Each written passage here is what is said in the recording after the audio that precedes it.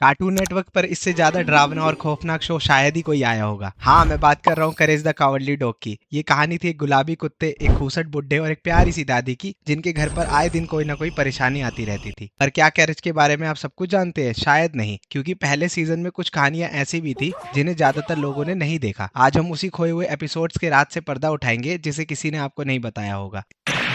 इस कार्यक्रम को रोककर हम आपके लिए लाए हैं करेज द कावर्डली डॉग शो।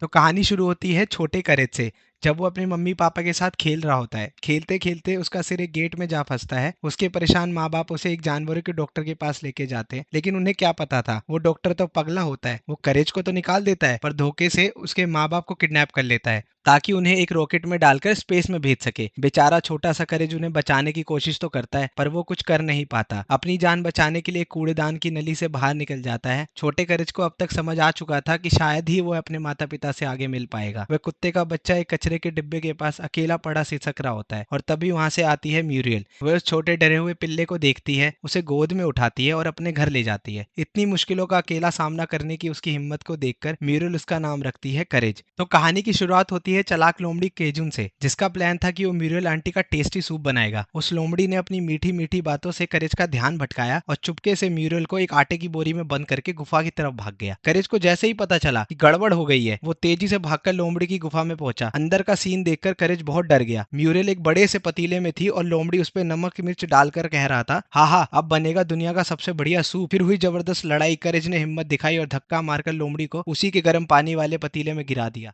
ये कहानी देर रात की है, जब म्यूरियल पुराने खराब गद्दे से तंग आ चुकी थी। अगले दिन वे अजीब से दिखने वाले कैटलॉग से नया गद्दा ऑर्डर करते हैं। थोड़ी देर में ही एक डरावना सा डिलीवरी मैन आया। बिना एक शब्द बोले वह एक बड़ा सा गद्दा दरवाजे पर छोड़कर गायब हो जाता है। करेज को तुरंत लगता है कि कुछ तो गड़बड़ है, लेकिन म्यूरियल खुश थी। म्यूरियल को करेज रोकने की कोशिश भी करता है, लेकिन उस पर कोई ध्यान नहीं देता। म्यूरियल ऊपर जाके नए गद्दे पर सो जाती है, और तभी कुछ अजीब होता है। गद्दे से हरा धुआं बाहर निकलता है और सीधा म्यूरियल के अंदर घुस जाता है। वो हवा में उड़ती है और एक खतरनाक डीमन बन जाती है। करेज ये देखकर डर जाता है और यूस्टस को बताने जाता है, लेकिन यूस्टस उसका मजाक बनाता है। जब वो दोनों ऊपर जाते हैं, म्यूरियल डीमन बन चुकी थी, लाल उड़ते बाल और तेज दांतों के साथ। करेज कंप्यूटर से डीमन भगाने का तरीका ढूंढता है। यूस्टस ट्राई करता है, लेकिन उल्टी में भीग जाता है। आखिरकार करेज एक तरीका निकालकर म्यूरियल को बचा लेता है, लेकिन फिर यूस्टस डीमन बन जाता है। म्यूरियल और करेज मिलकर उसे गद्दे में लपेट देते हैं और ताला लगाकर वापस डिलीवरी मैन को सौंप देते हैं। एपिसोड के अंत में करेज म्यूरियल की गोद में लेटकर कहता है, हाँ, यही बिस्तर तो मेरा मनपसंद बिस्तर है।